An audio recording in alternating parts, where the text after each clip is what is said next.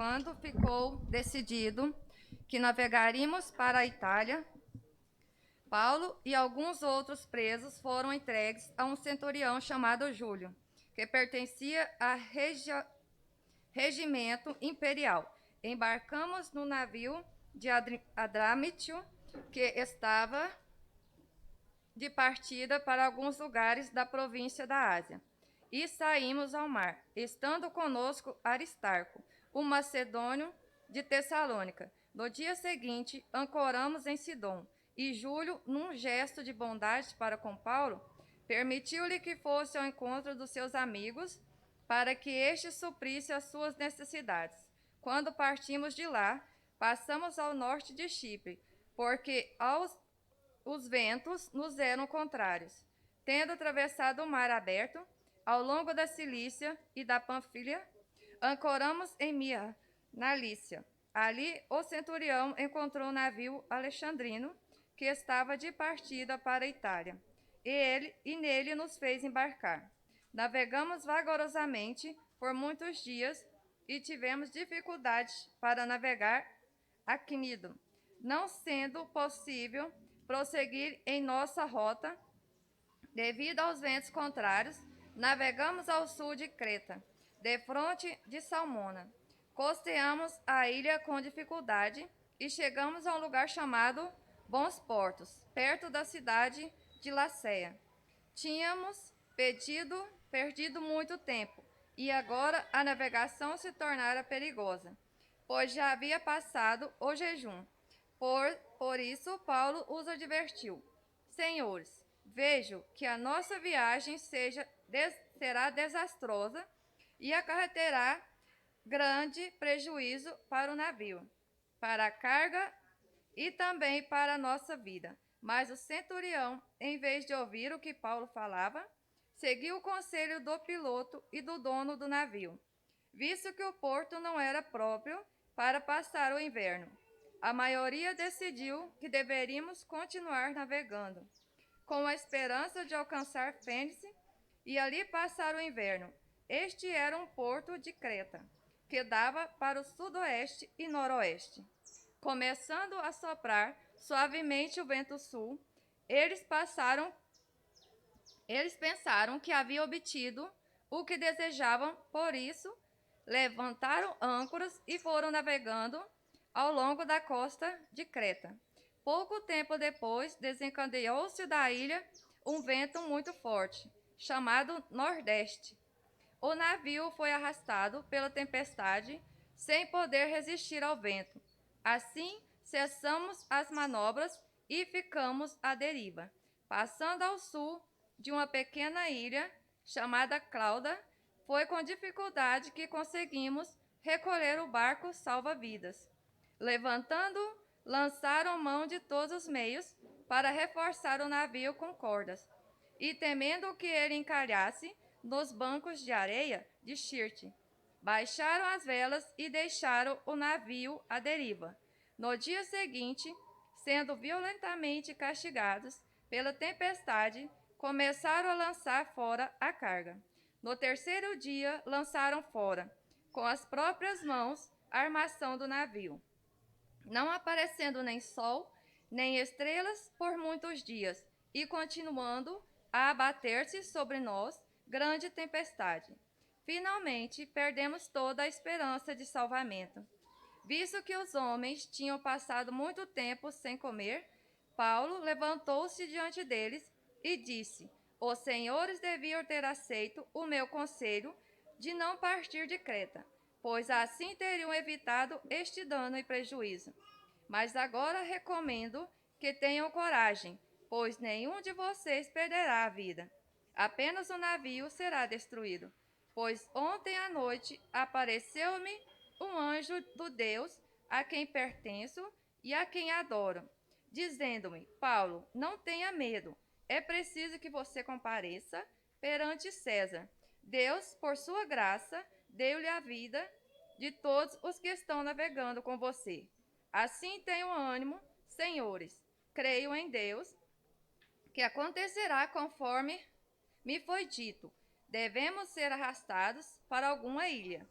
Na 14ª noite, onde ainda estavam sendo levados de um lado para o outro no mar Adriático, quando, por volta da meia-noite, os marinheiros imaginaram que estávamos próximos da terra. Lançando a sonda, verificaram a profundidade era de 37 metros.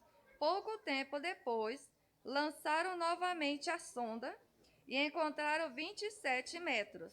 Temendo que fôssemos jogados contra as pedras, lançaram 4 âncoras da popa e faziam preces para que amanhecesse o dia, tentando escapar do navio. Os marinheiros baixaram o barco salva-vidas ao mar, a pretexto de lançar âncoras da proa. Então Paulo disse ao centurião e aos soldados: e estes homens não ficarem no navio, vocês não poderão salvar-se. Com isso, os soldados cortaram as cordas que prendiam o barco salva-vidas e o deixaram cair. Pouco antes do amanhecer, Paulo insistia que todos se alimentassem, dizendo: hoje, 14 dias que vocês têm estado em vigília constante, sem nada comer. Agora eu os aconselho a comer algo, pois só assim poderão sobreviver. Nenhum de vocês perderá um fio de cabelo sequer. Tendo dito isso, tomou o pão e deu graças a Deus diante de todos. Então partiu e começou a comer. Todos se reanimaram e também comeram algo.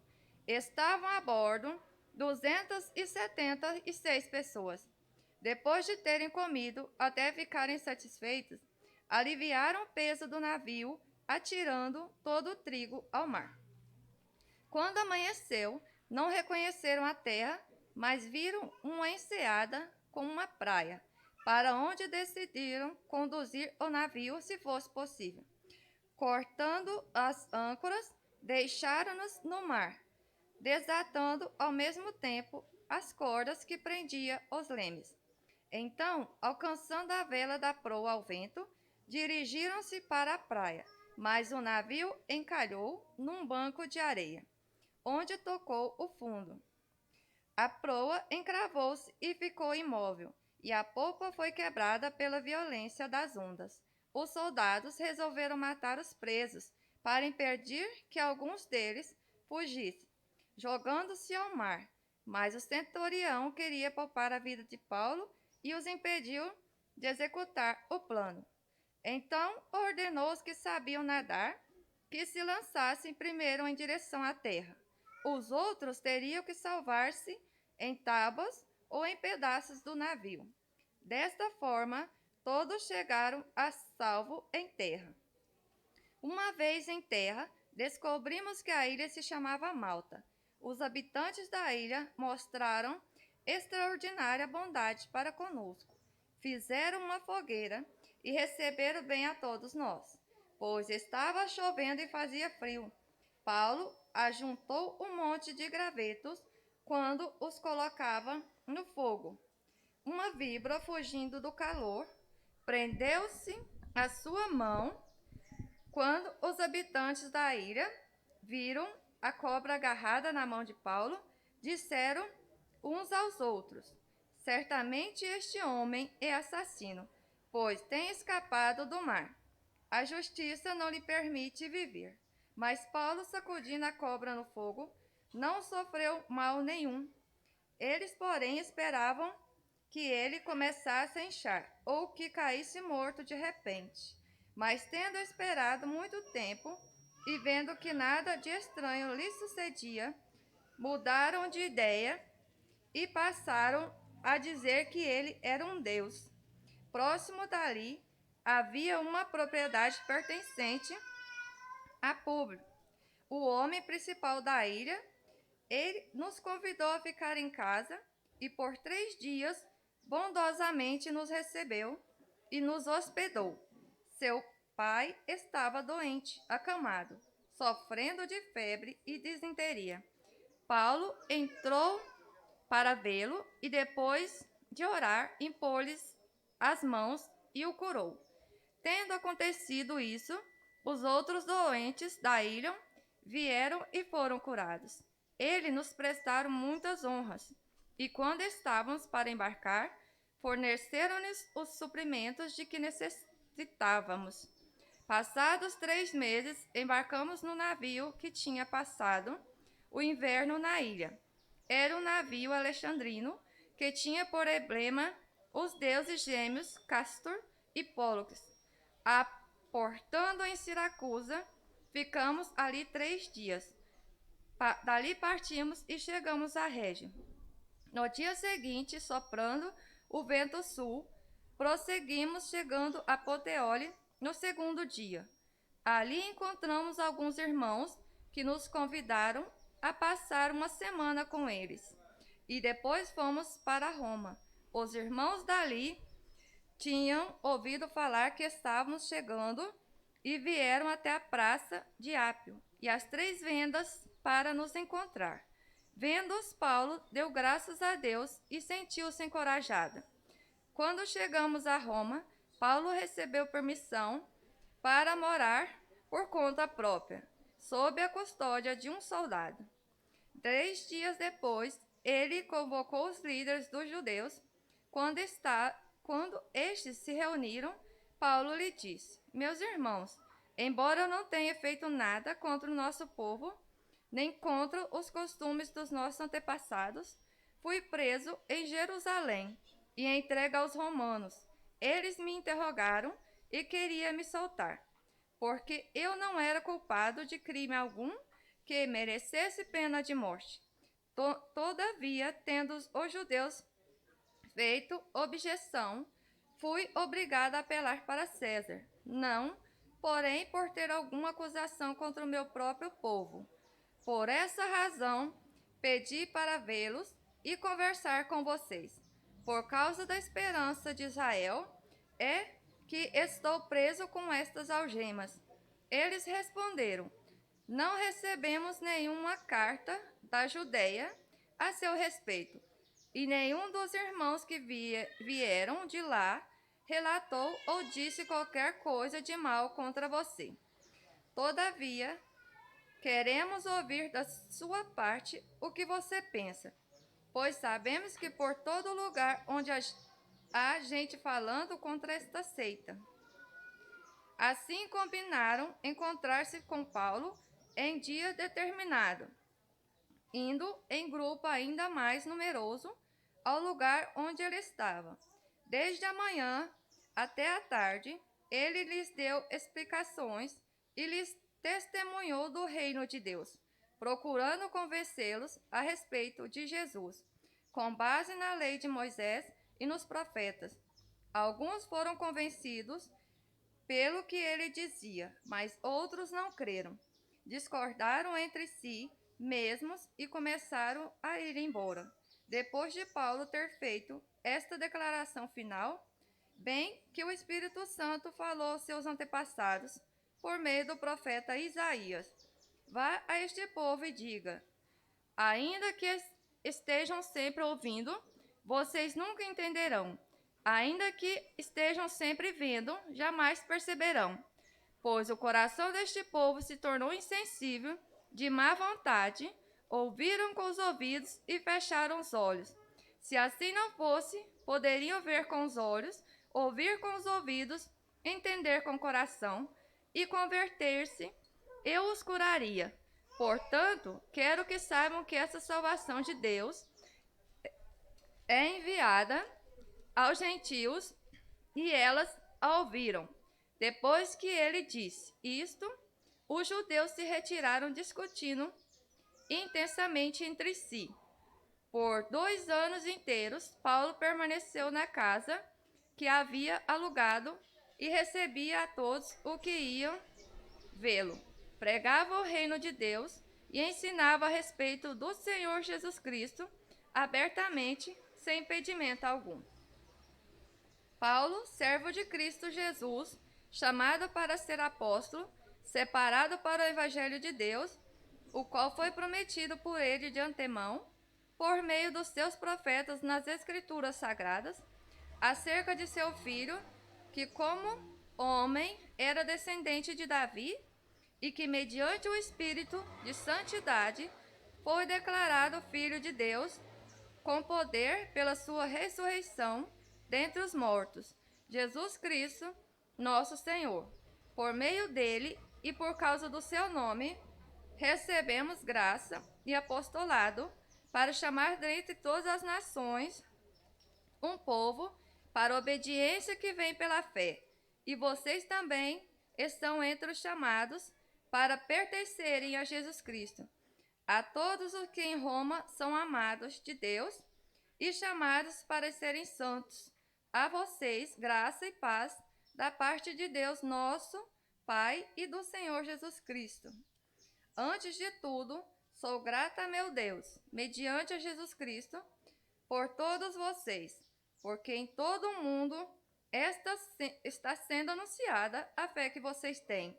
Deus, a quem sirvo de todo o coração, pregando o evangelho de seu Filho, é minha testemunha de como sempre me lembro de vocês em minhas orações e peço que agora finalmente, pela vontade de Deus, me seja aberto o caminho para que eu possa visitá-los. Anseio vê-los a fim de compartilhar com vocês algum dom espiritual, para fortalecê-los, isto é, para que eu e vocês sejamos mutuamente encorajados pela fé. Quero que vocês saibam, irmãos, que muitas vezes planejei visitá-los, mas fui impedido até agora. Meu propósito é colher algum fruto entre vocês, assim como tenho colhido entre os demais gentios. Sou devedor tanto a gregos como a bárbaros, tanto a sábios como a ignorantes. Por isso, estou disposto a pregar o evangelho também a vocês que estão em Roma. Não me envergonho do evangelho, porque é o poder de Deus para a salvação de todo aquele que crê, primeiro do judeu, depois do grego. Porque no evangelho é revelada a justiça de Deus, uma justiça que do princípio ao fim é pela fé. Como está escrito, o justo viverá pela fé. Portanto, a ira de Deus é revelada dos céus contra toda impiedade e injustiça dos homens que suprem a verdade pela injustiça. Pois o que de Deus se pode conhecer é manifesto entre eles, porque Deus lhes manifestou, pois desde a criação do mundo os atributos invisíveis de Deus, seu eterno poder e sua natureza divina, têm sido visto claramente, sendo compreendidos por meio das coisas criadas, de forma que tais homens são indesculpáveis, porque tendo conhecido a Deus, não glorificaram como Deus, nem lhe renderam graças, mas os seus pensamentos tornaram-se fúteis, e o coração insensato deles obscureceu-se, dizendo-se sábios, tornaram-se loucos. E trocaram a glória do Deus imortal por imagens feitas segundo a semelhança do homem mortal, bem como de pássaros, quadrúpedes e répteis. Por isso Deus os entregou à impureza sexual, segundo os desejos pecaminosos do seu coração, para a degradação do seu corpo entre si. Trocaram a verdade de Deus pela mentira, e adoraram e serviram as coisas e seres criados em lugar do Criador, que é bendito para sempre. Amém.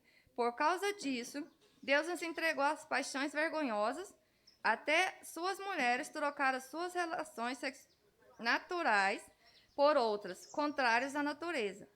Da mesma forma, os homens também abandonaram as relações naturais com as mulheres e se inflamaram de paixões uns pelos outros. Começaram a cometer atos indecentes, homens com homens, e receberam em si mesmos o castigo merecido pela sua perversão. Além do mais, visto que desprezaram o conhecimento de Deus, ele os entregou uma disposição mental reprovável, para praticarem o que não lhe deviam, Tornaram-se cheios de toda sorte de injustiça, maldade, ganância e depravação. Estão cheios de inveja, homicídio, rivalidade, engano e malícia. São bisbilhoteiros, caluniadores, inimigos de Deus, insolentes, arrogantes e presunçosos. Inventam maneiras de praticar o mal, desobedecem a seus pais, são insensatos, desleais, sem amor pela família, implacáveis, embora conheçam o justo decreto de Deus de que as pessoas que praticam tais coisas merecem a morte, não somente continuam a praticá-las, mas também aprovam aqueles que as praticam. Glória